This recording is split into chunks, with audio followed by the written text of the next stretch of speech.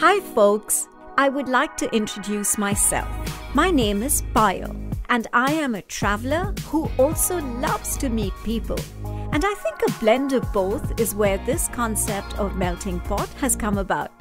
In my Melting Pot series, I will be talking to lots of inspiring people from different parts of the world and also from different cultures, whom I meet during all my travels. The common factor between these folks will be the desire to follow their passion and make it a way of life. So step into this melting pot and enjoy the chats. Hi folks, welcome to another episode of Melting Pot, this time I'm in Saigon, and today I'm in conversation with Scott Marquis. Scott is American and he has this very interesting Tex-Mex restaurant called La Fiesta in Saigon. So, I'm actually at the restaurant and he's very kindly turned off the music. And so, I'm just going to chat with him about what brings him to Vietnam and his story, basically. So, hi, Scott. Thank you for being a part of Melting Pot. Certainly. Like I said, I'd like to know your story, and I'm sure my listeners would as well. Okay, long story short, short story long. I moved here 11 years ago to open up a restaurant in Hoi An. Okay. Yep, yeah. I had been traveling. So have you been in the restaurant business in the past? Or? Forever, yeah. Forever, yeah, okay, back in the U.S. That's what I do. Oh, okay. Yeah, okay. I owned restaurants back in the States. Oh, okay. No, I moved here to open up a restaurant in Hoi An because I'd been traveling Southeast Asia and met somebody there who had the house by the river, the stoves, the everything, just needed a chef. So 11 years ago, moved here. Unfortunately, that never worked out, but we opened up my wife and I, we own the restaurants together. We opened up our first restaurants 9 years ago in Saigon. Okay. And then we've been here at La Fiesta for 5.5 years. So, and what about the other restaurants? Do you still have them? We had, our first restaurant was called Scott and Bins. Okay. It was across town in Phu My Hung, and we did Western American comfort food there. Okay. And a little bit of Tex-Mex. Okay. We closed it right after we opened this one, so we closed that 5 years ago. Okay. But the reason this one came about is that we did a little bit of the Tex-Mex. Right. We did some quesadillas, we did some nachos, we did some burritos. But for the month of May, I'm a chef, so I'd always do extra food every month. We'd have features. Right. And for May, we'd always Cinco de Mayo, the Mexican holiday. Yeah. And I'd make mole or I'd make fish tacos. Right. Whatever. Right. But come 1st of June, we would change the features again. Right. And people would come up that first week of June and be like, where'd the fish tacos go? What? Where? And so I have to wait a whole year to get another fish taco? And so this was actually a business decision. Right. I'm from Maine in America, and I grew up, eating what people call Mexican food, which is Tex-Mex for the most part. Right. It's not, regional Mexican has become more popular. Right. But until, 15 years ago, if you were eating Mexican food, in quotation marks, outside of Texas, the Southern California to Texas area, it was Tex-Mex, Right. Right. Yeah. And so the Mexican, again in quotation marks, food scene in City 5 years ago, there are a few places doing it, but not too many people doing it seriously. And it's not as authentic, I guess. Well, I don't like the word authentic because that's a hard word, but just not focused. It was a backpacker. There were backpacker places making pizza and Mexican and Vietnamese and Italian and burgers, There are only a couple places that were focused on it, doing it seriously. Right. And so we were right place, right time. We've been doing great since we opened up. And we actually opened up a second branch Okay. across town, again, where our first restaurant was. It's called Phu My Hung. Yeah, yeah. We opened up that about a year and a half ago. So now we just have the two La Fiestas. Locations. Okay. So a little bit about you.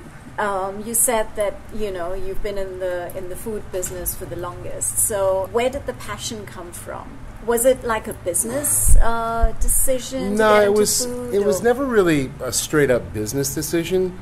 It was just, as a kid, my mom worked really hard. Single mom, two growing boys who ate everything, and so she'd make big pots of food, casseroles, this or that. Right. And it was like, okay, this is great for the second day. Third day, what do I have in the fridge? Right. What do ketchup, mustard, Right. Parmesan cheese, whatever. Right. So it was something where I just would play around with things, Right. to make the food different. Right. And so I always enjoyed cooking for friends. Mm-hmm. Went to school for engineering. That didn't work out. But while I was in university, I waited tables and bartended and such. Okay. Stayed, decided, the engineering wasn't for me, so I stayed in that business. I was going to stay in the right. hospitality business. Right. And decided, well, if I'm really going to do it, I should get into a kitchen. Yeah. So I can be able to do everything in a restaurant. Right. Right. And once I got into a kitchen, it just was like, oh, okay. This, for whatever reason, actually kind of comes easy to me. And naturally, I guess. Yeah. Yeah. And people seem to enjoy the food that I'm putting out. Right. So how do you say this nicely to myself? It's kind of easy for me, but it's also kind of the only thing I'm good at. Probably So very it's- good at. So Yeah. I'm lucky, blessed, whatever you want to call it. Yeah. It's something that I truly enjoy doing. Yeah. And people seem to enjoy it as well. So. Right. So then you mentioned that you have some restaurants back home as well. Do you still have those? No, You don't. Those are Okay. all long gone. So why Southeast Asia? Why did you think of traveling to Southeast Asia? Well, I had, like I said, once I got into the business, I was front of the house for 7 years. Got into a kitchen.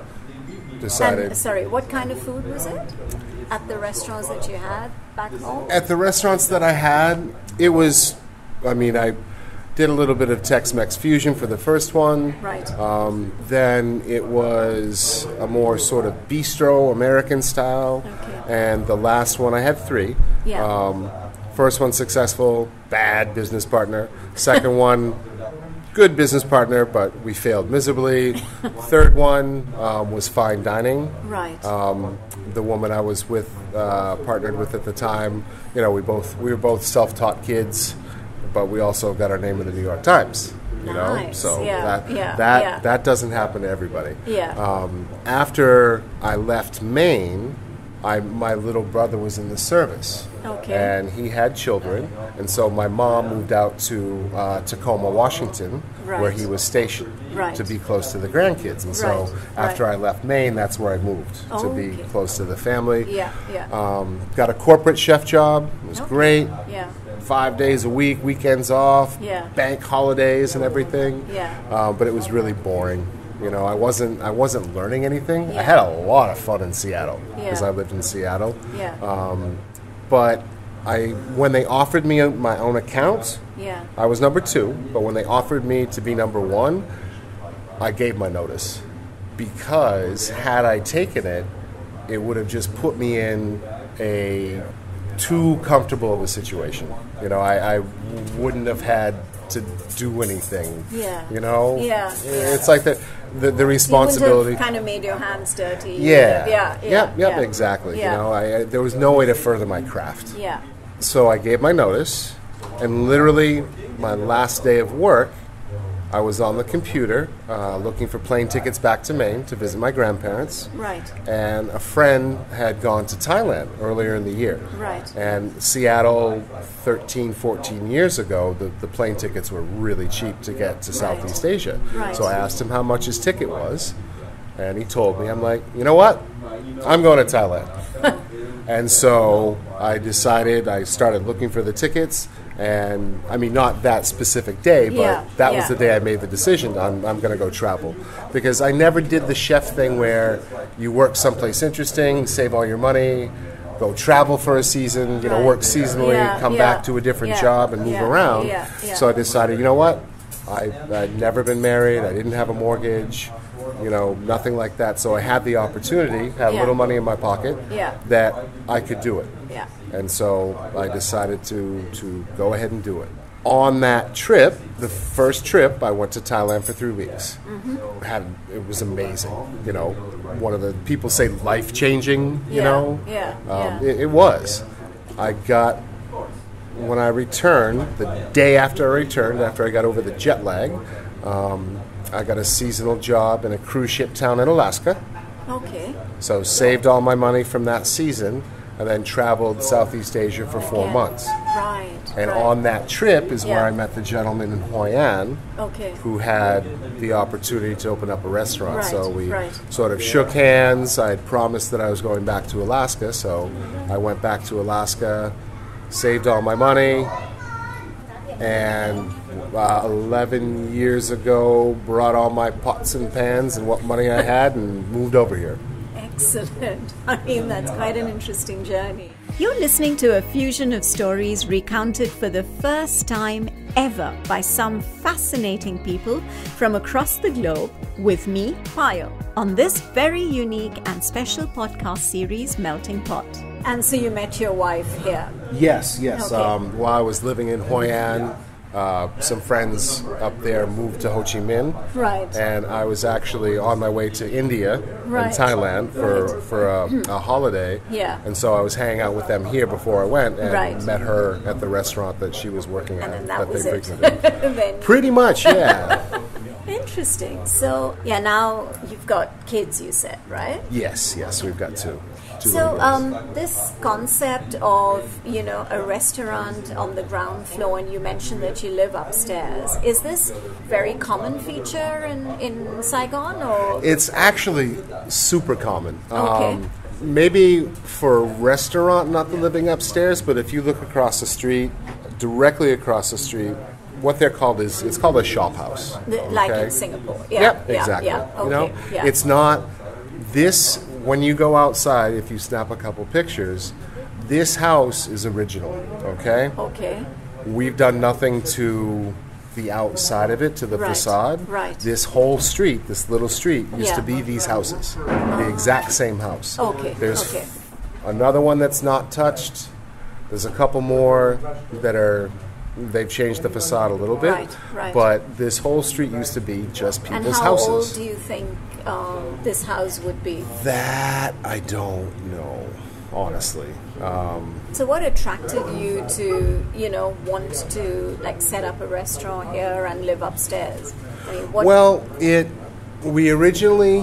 we were still living across town where we had our first restaurant, and our first child was almost 2, and we just had our second daughter. Right. And we had actually upstairs fitted it out, ready to be another dining room. Okay?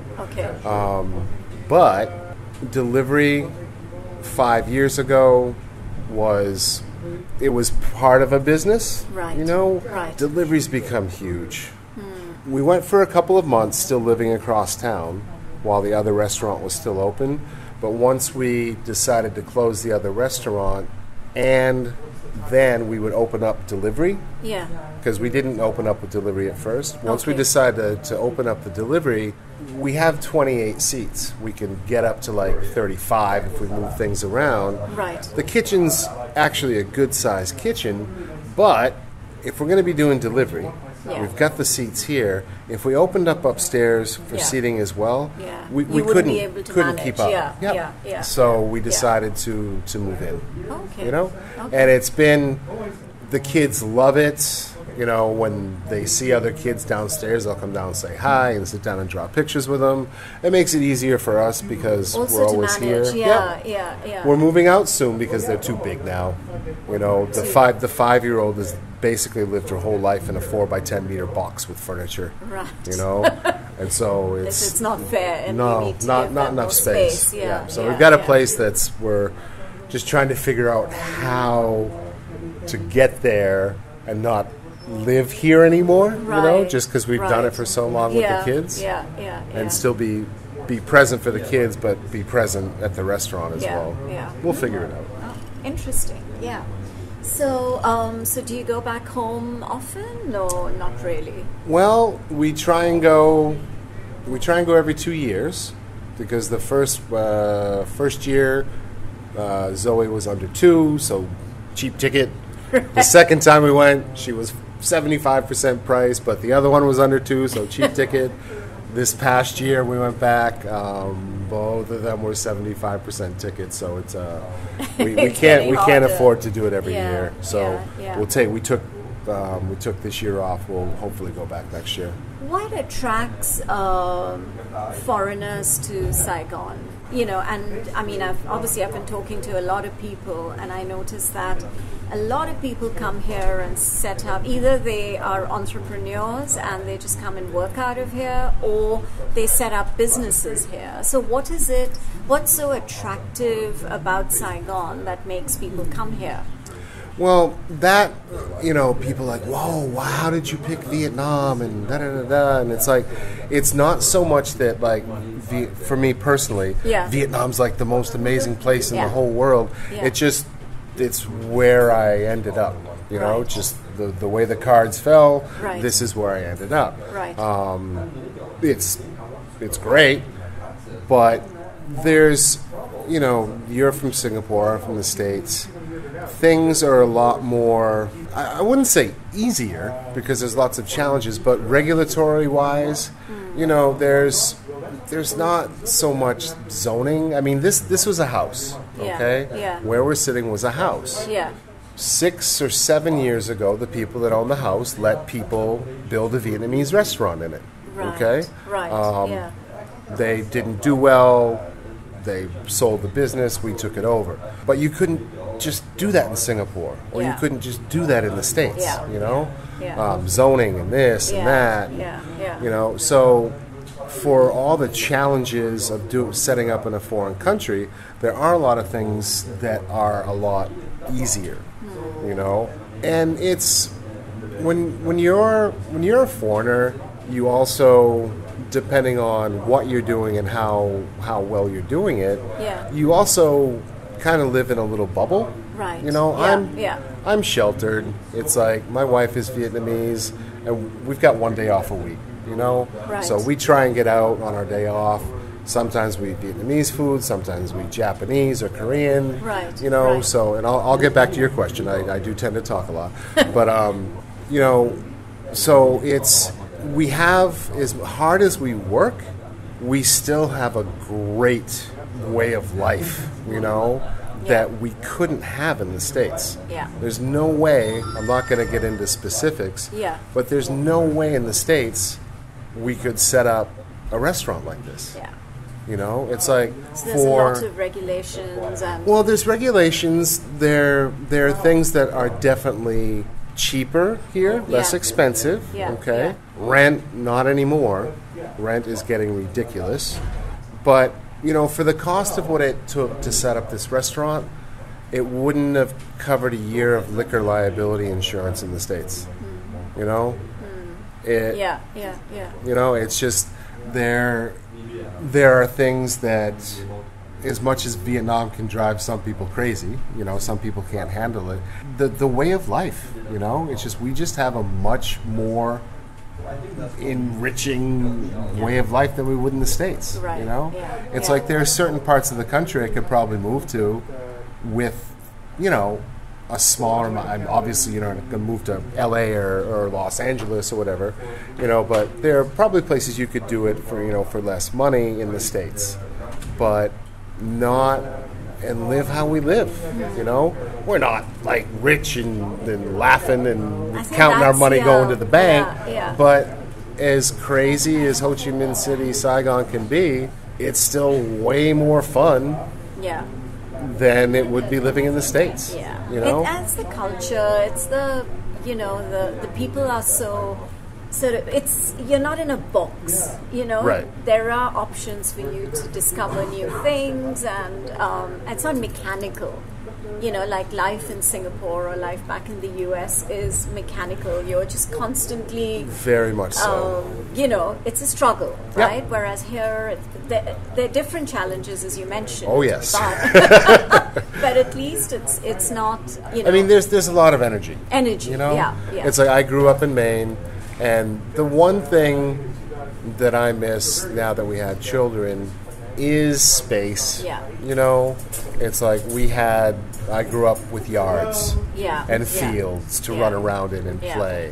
And that's a little bit harder to come by here, you know.